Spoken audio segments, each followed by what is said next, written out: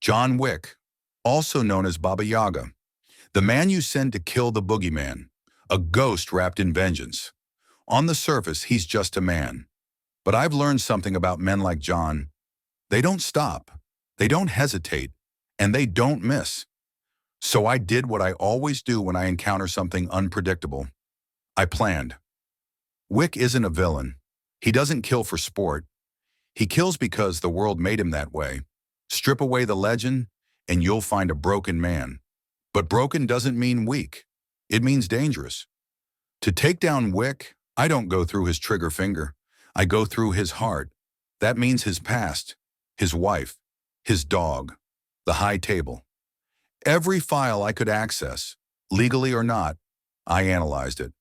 Not to judge him, but to understand him. Because I don't beat John Wick by overpowering him. I beat him by outmaneuvering him. John is lethal with anything, but most effective with a gun in hand, a bounty on the table, and continental rules to back him. So the first step is to isolate him from all three. I feed false intel to the high table.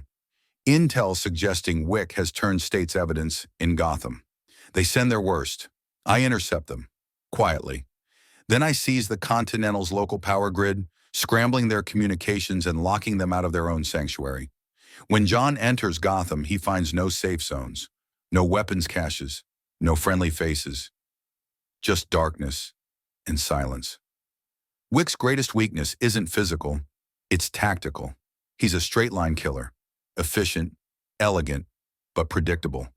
He sees one path, the shortest path, and takes it. So I design a battlefield where straight lines lead to dead ends. Underground tunnels, shifting traps, false exits, and high-pitched ultrasonic emitters that throw off his sense of space. It's not about beating him in a fight, it's about denying him one altogether. Wick has taken bullets, knives, broken bones. Pain isn't a deterrent, it's fuel. So I need to go deeper, not physical pain, emotional.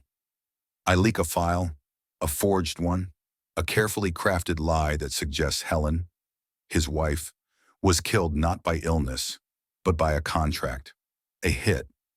A hit traced back to a name he hasn't heard in years. Vigo Tarasov, the man who once controlled his leash. Wick loses focus, not much, just enough. Enough to turn his clean shots into slightly slower ones. Just enough for the shadows to get a step ahead. I fight in the shadows. Wick fights in the open, so I take away the open. A warehouse soaked in darkness.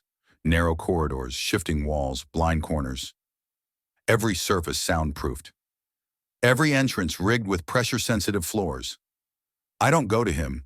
I bring him to me, confuse, distract, trap, and then gas, colorless, odorless, not lethal, just disorienting.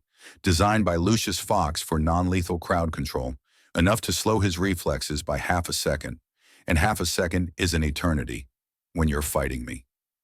Final phase, the handshake. Here's the truth. I don't want to kill John Wick.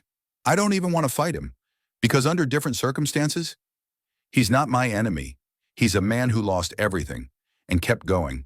But if he comes for me, I will be ready. And if I stop him, I won't leave him bleeding in an alley. I'll offer him something no one else has. Peace, a way out, a clean slate, no blood, no bounty, no ghosts. He deserves that much. Even assassins need a second chance.